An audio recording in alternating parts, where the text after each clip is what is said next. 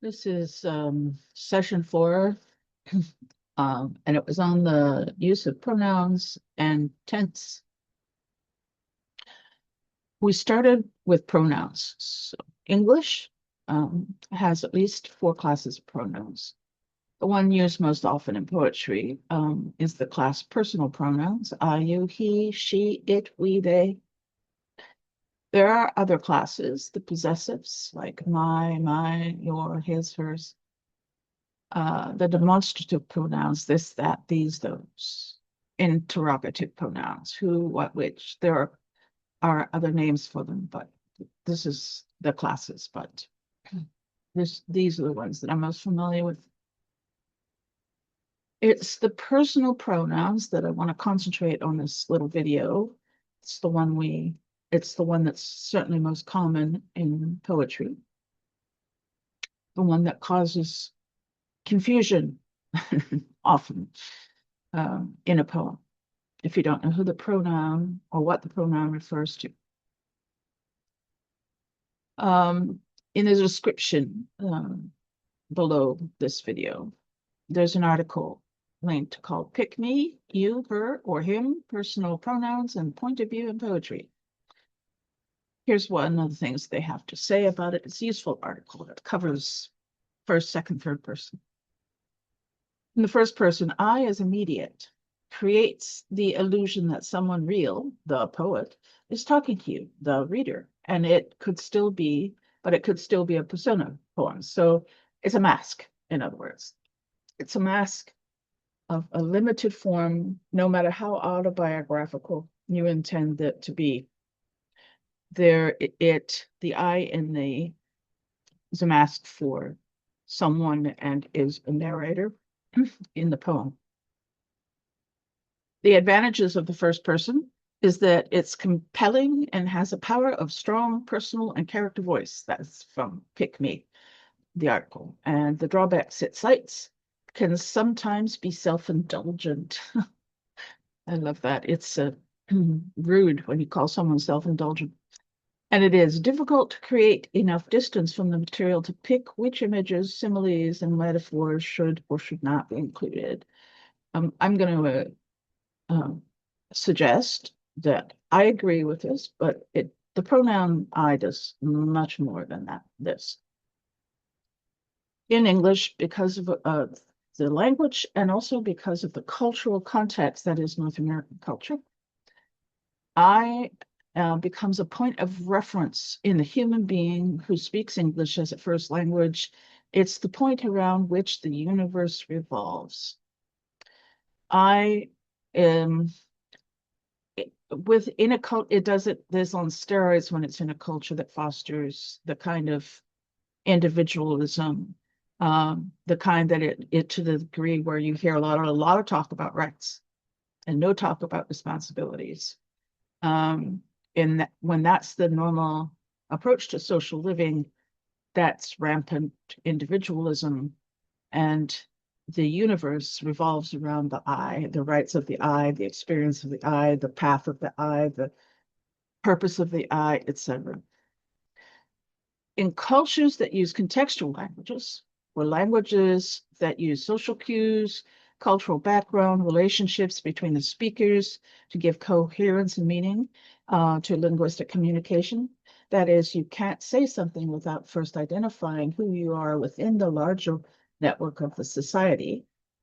I is more like saying, the me who is related to X and Y, or the me who is a younger sister to X. You actually cannot communicate well without first saying who you are with both respect to your rights, but also to your responsibilities.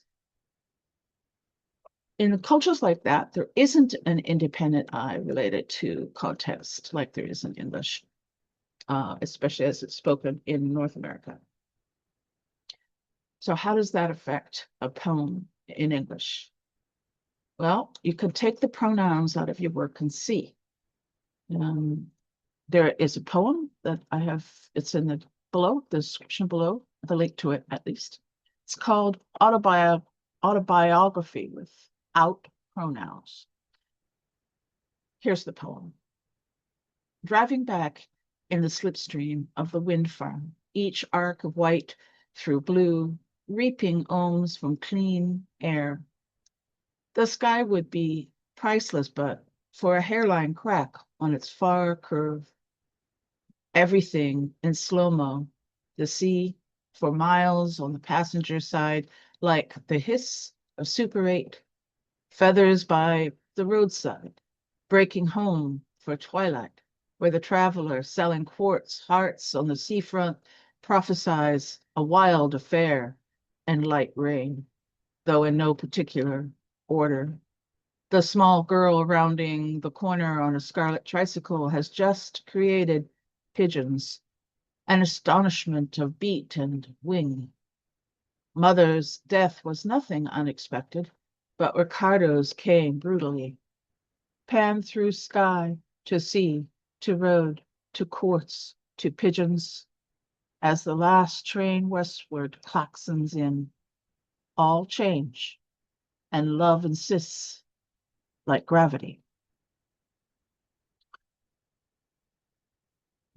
In the poem, you start, there is actually, it's in there, but there are no personal pronouns in this poem.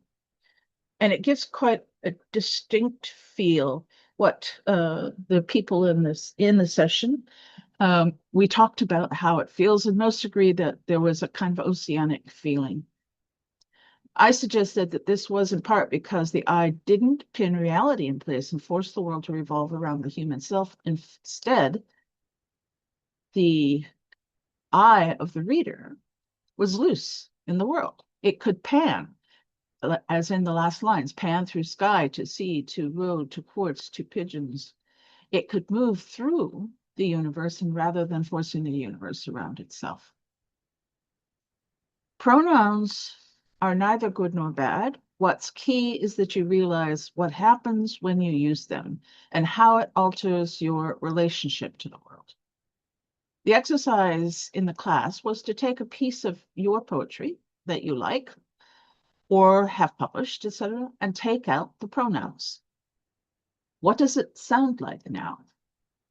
Most students found that they had quite suddenly written a different poem. It's not always going to work, but it can teach you something about what pronouns do in the depths. This is long before consciousness. This is something you inherited from your culture. The I, its sense, individualism, the ideal of revolving the world around the self. These are not necessary, but they are inherited and therefore very difficult to see. With tense, we talked briefly about how language marks time and is an aspect of how a person raised in whatever languages experience the world, just in the same way that we just talked about how the I in individualism creates a formal, normal way of experiencing the world. English users are conditioned by the language to experience time as three essential parts: past, present, and future. There are languages, but there are languages known as tenseless. It's not that the speaker of that language does not conceive of time, but due to the time markers in their language, they may experience it differently. Some languages have only two distinct tenses, for example, such as past and non-past, or future and non-future. Think about how that would change your perceptions of events. There is a link to a Wikipedia article below.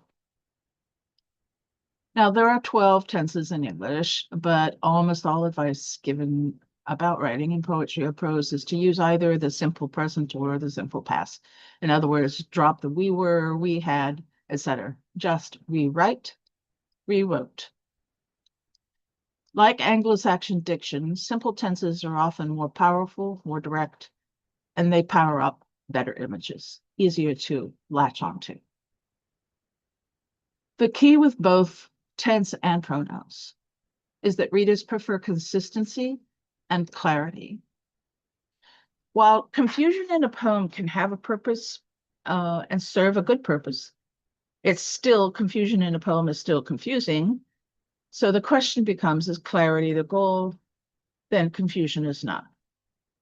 If you want to, for example, indicate a change in time frame, then you may need some kind of visual or thought break to forestall that confusion. So a stanza break, for example, or a time indicator, such as she didn't know it yet, but past to present usually increases intensity in a poem. It's the feeling of going the right way in the timeline, moving forward. That says something about how we feel about moving forward. Tense, like pronouns, are a power. Your superpower as writers. Use the power sparingly and use it consciously. That's it. Session 5, next time.